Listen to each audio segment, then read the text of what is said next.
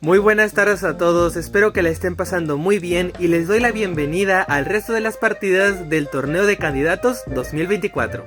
Vamos directamente a ello. Directamente a la partida entre Gukesh y Vidit, ambos grandes maestros de la India. Recordemos que en eventos como este de talla mundial suelen enfrentarse los jugadores de la misma federación en las primeras rondas del evento, para evitar después que estos jugadores se enfrenten en las últimas rondas.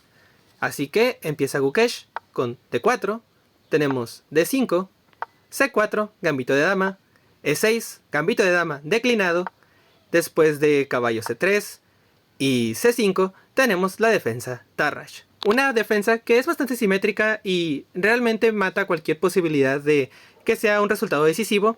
Como podremos ver en las siguientes jugadas, todo está completamente simétrico. Los caballos están completamente en la misma casilla que en el bando contrario y los peones están igual. Después de jugar A3 y A6, evitando que los caballos salten a las casillas B4 y B5, Gukesh decide finalmente romper la simetría jugando D por C5. Después de que Vidit contesta con alfil por C5, B4 golpeando ese alfil, obligándolo a retirarse, y después esta extrañísima jugada, torre A2. Si ustedes han tomado clases de ajedrez, notarán que los grandes maestros suelen hacer todo lo contrario de lo que a nosotros nos enseñan de cómo deberíamos de jugar. Las torres no deberían de moverse de la primera fila porque usualmente queremos tenerlas conectadas por cualquier motivo. Pero ahora que la torre ha subido, esta conexión ya no se dará.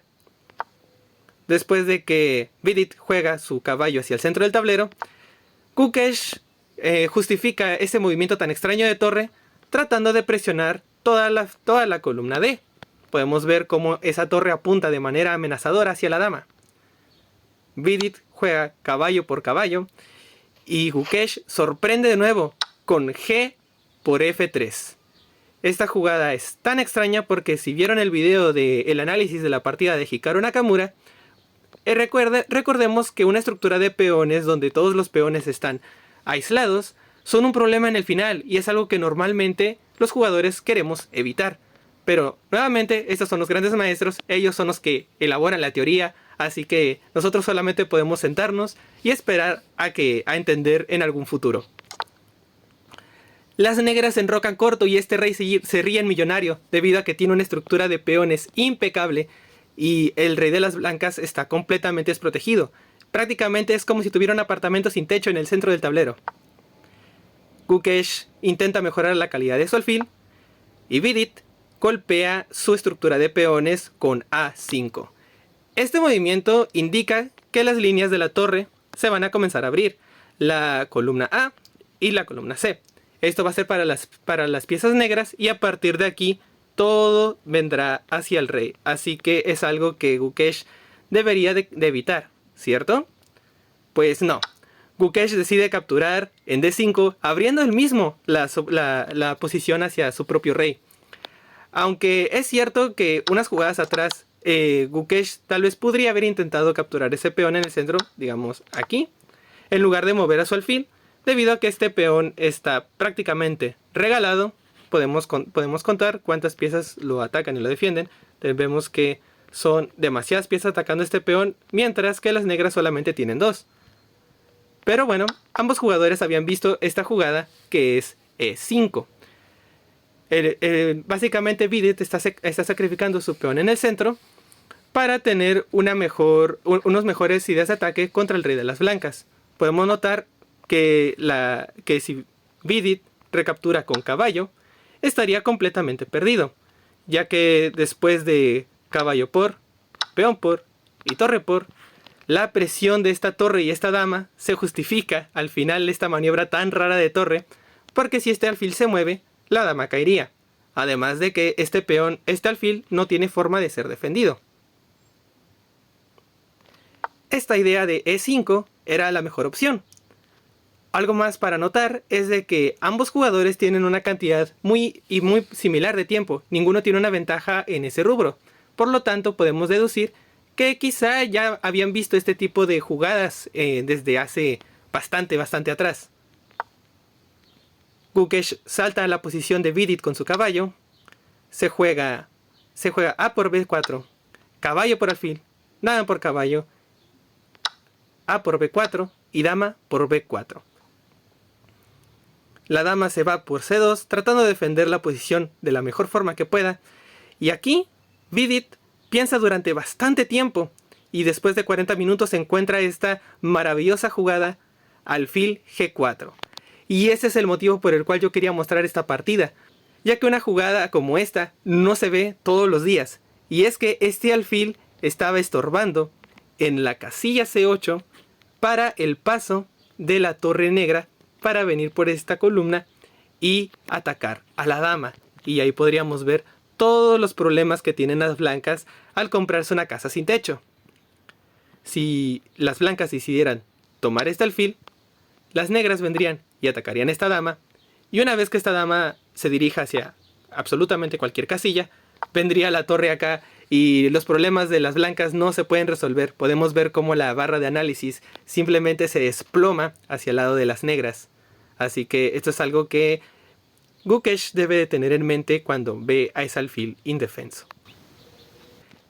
Esta jugada podría haberle dado completamente la partida a Vidit, pero tenemos esta jugada que Gukesh también tardó alrededor de 20 minutos en encontrar, que es alfil C3, atacando a la dama y por ende obligándola a moverse hacia otro sitio. Podemos notar cómo esta dama tenía clavada a esta torre hacia el rey y por lo tanto era tan difícil y tan peligrosa la posición de las blancas. Pero una vez que el alfil desclava a la dama, además de que defiende el ataque directo contra la dama de las blancas, la partida se queda igualada. Podemos ver cómo si la torre decidiera venir aquí para clavar este alfil, tendríamos que las blancas están ganando después de que alfil por dama y luego torre por torre, y las negras se encuentran con una pieza de menos. Vidit juega después dama A3, Gukesh juega alfil B2, dama E4, alfil C3, dama A3, alfil B2 y efectivamente esto es un empate. Pasamos al enfrentamiento entre Praggnanandha Ramesh Babu, gran maestro de la India, y Alireza Firouzja, gran maestro francés e iraní. Ambos jugadores no están para la misma federación en este caso, pero pienso que los emparejaron en la primera ronda debido a que son los jugadores más jóvenes del evento, Praggnanandha teniendo apenas 18 años y Alireza Firouzja teniendo ya 20. Como quiera que sea, Alireza Firouzja empieza este partido con E4, seguido por E5, caballo F3, caballo C6 y alfil B5, planteando la apertura española. Esta es de las aperturas más complicadas y antiguas en la historia del ajedrez.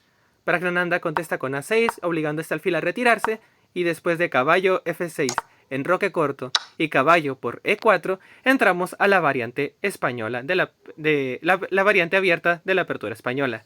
Si me pidieras que te explicara las ideas principales de esta variante, sería como si me pidieras que te hablara de física cuántica. Realmente no puedo, no estoy calificado para hacer eso, o al menos no en un video de esta longitud, debido a que el tablero literalmente explota después de jugadas como peón por B5, peón D5, peón D4, el alfil tal vez se tenga que refugiar por acá, esta columna queda abierta después para la torre, cuando ves que las negras se enrocan corto, también es un caos total. Tendría este video que durará alrededor de media hora y realmente sería para la siguiente ocasión. Así que quedémonos con esas ideas. Las negras buscan ventaja, las negras podrían buscar una ventaja bastante sustanciosa en el flanco de dama, una ventaja de espacio, mientras que las blancas van a intentar atacar desde la columna E o tratar de incluso abrir otras líneas en alguna otra columna. Así que sigamos con lo que se jugó en la partida. Se jugó D4, una de las ideas que había mencionado antes. Luego de B5, el alfil tiene que retirarse de nuevo y las negras defienden ese caballo en el centro.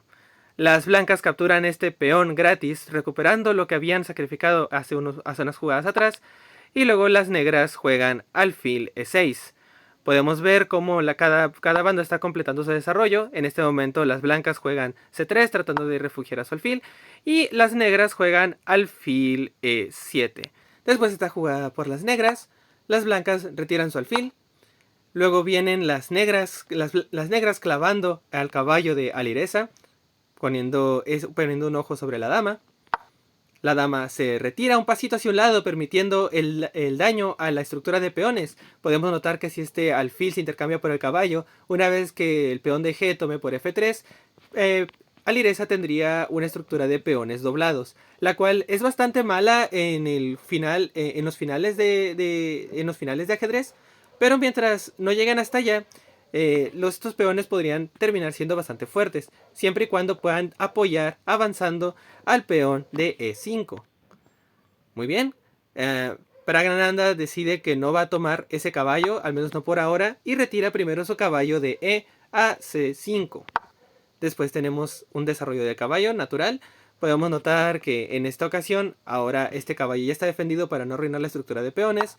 Y el caballo, una vez que Praggnanandhaa retira su caballo a E6, maniobrando para tratar de controlar más casillas, Alireza Firouzja empieza a mostrar los colmillos moviendo a su rey a la columna H.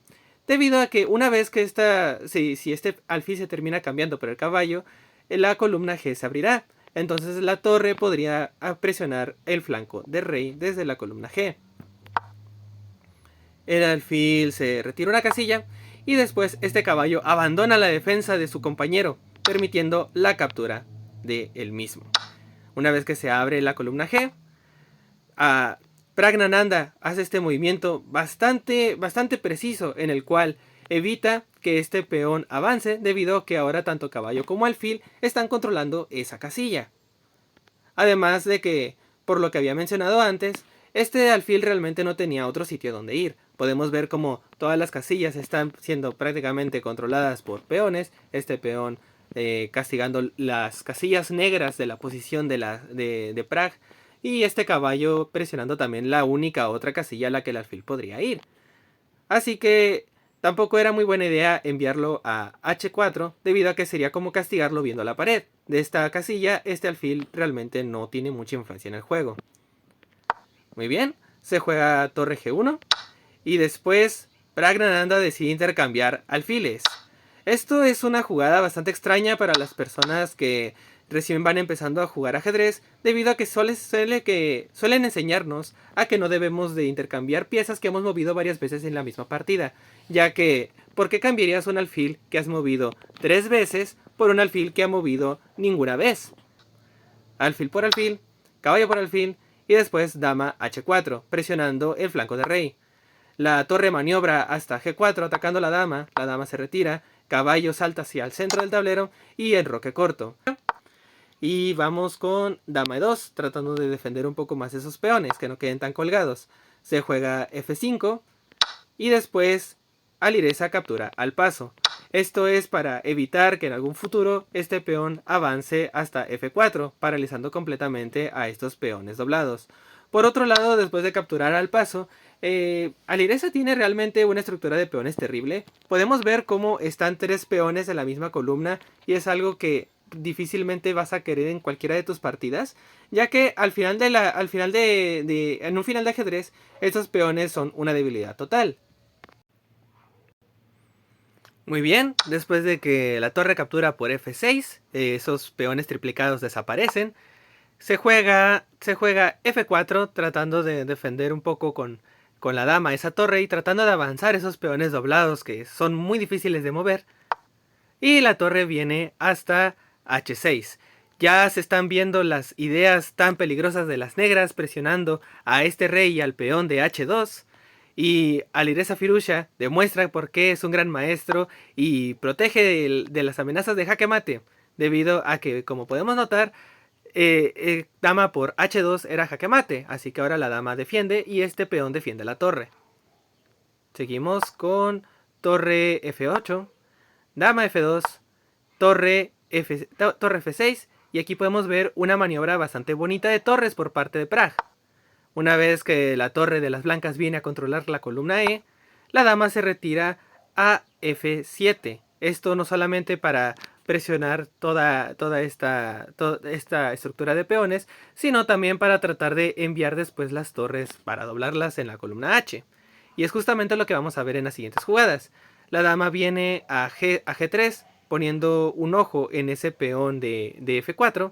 Y después vemos que las negras avanzan esa torre un poquito hacia adelante y después A4. Esa es una jugada bastante interesante. Podemos ver el manejo de tiempo de ambos jugadores. Alireza Firouzja tiene apenas 12 minutos. Normalmente cuando tienes poco tiempo no estás tratando de abrir líneas de ataque en otros sitios del tablero, debido a que la falta de tiempo podría afectar bastante el cálculo del jugador, haciendo que haga jugadas bastante peores.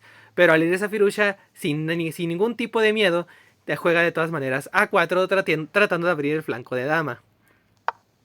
Praggnanandhaa sigue con su plan, mueve las torres y las dobla en la columna H, y después Alireza juega torre E2, poniendo un ojo en ese peón de H2.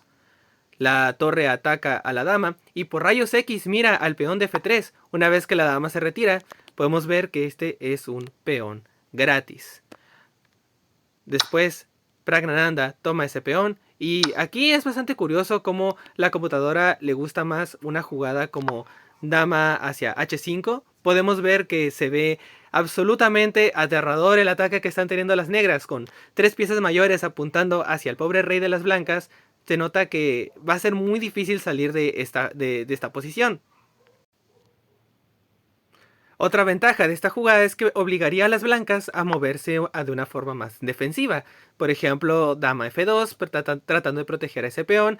Y aquí las negras incluso podrían intentar hacer jugadas como peón B4. Siendo acá, si capturas este peón, podría venir el caballo hacia D4 y sería una ventaja demoledora por parte de las negras, ya que cada pieza se está uniendo hacia el ataque contra el rey enemigo, mientras que las blancas están teniendo muchos problemas para estabilizar. Pero volvamos a lo que se jugó en la partida. Torre por F3. Y después este increíble sacrificio de caballo, caballo C5. Este caballo no puede ser tomado. Si capturas caballo por C5, viene esta terrible jugada torre E8, donde la dama tendría que ser sacrificada y la partida terminaría muy pronto. Praggnanandhaa claramente no cae en ese truco, así que decide sacrificar su caballo de vuelta y mover su dama a H5. Podemos ver cómo el caballo de E6 de las negras pues, está completamente indefenso. Así que Alireza decide capturarlo, pero lastimosamente termina cayendo en una posición de jaque mate perpetuo. Además de que su propia torre estaba siendo amenazada.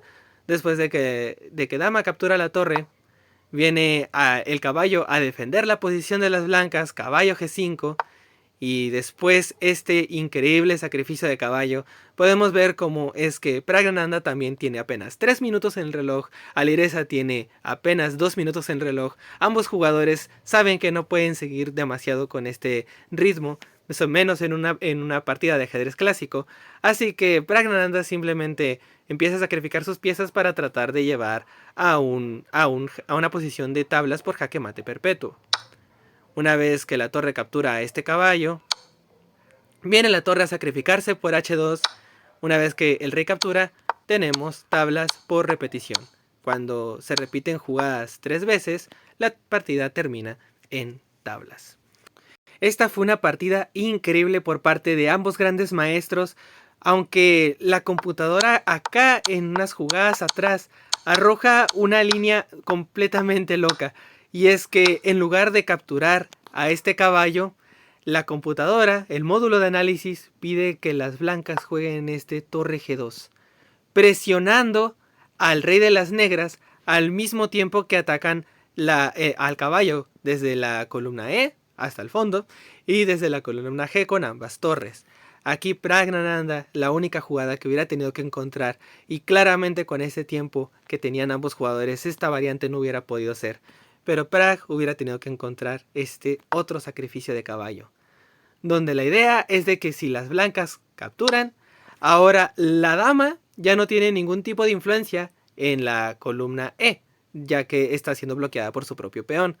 Pero nuevamente es la primera ronda del torneo de candidatos, ningún jugador tiene intenciones de irse con 0 puntos el primer día, así que si este fuera tal vez la ronda 7 u 8, este tipo de riesgos se hubieran podido observar en el tablero. Por último, para terminar la cobertura del lado abierto del torneo de candidatos, tenemos la partida de Ian Nepomniachtchi contra Nijat Abasov.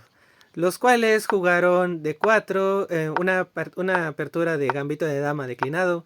Y créanme cuando les digo que jugar un gambito de dama declinado con blancas y después no querer hacer nada es básicamente incitar al empate. Todas estas son parte de la teoría del gambito de dama. Y después de un par de jugadas, los jugadores simplemente decidieron comenzar a intercambiar todas sus piezas. Realmente esta es una partida no muy interesante, solamente la estoy cubriendo para completar con la primera ronda.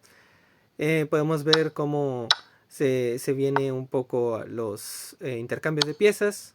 El caballo se cambia por el alfil, la dama captura el caballo, después se propone un cambio de damas, el negro acepta. Ese caballo es atacado, defendido por la torre, después caballo por alfil, caballo por caballo. El alfil viene a atacar la estructura de peones del blanco. Al blanco no le interesa porque sabe que simplemente será una posición de tablas. Y después de un par de jugadas más, deciden repetir jugadas de esta forma ambos grandes maestros. Y con esta última partida, pues terminamos con la recapitulación de la primera ronda del torneo de candidatos. Muchas gracias por haber visto este video. Si les ha gustado, les agradecería un montón que me pudieran seguir en mi canal de YouTube, donde seguiré actualizando el resto de las rondas del torneo de candidatos 2024. Espero que pronto podamos alcanzar a estar al día con las partidas que se están jugando en este momento, y espero verlos allá.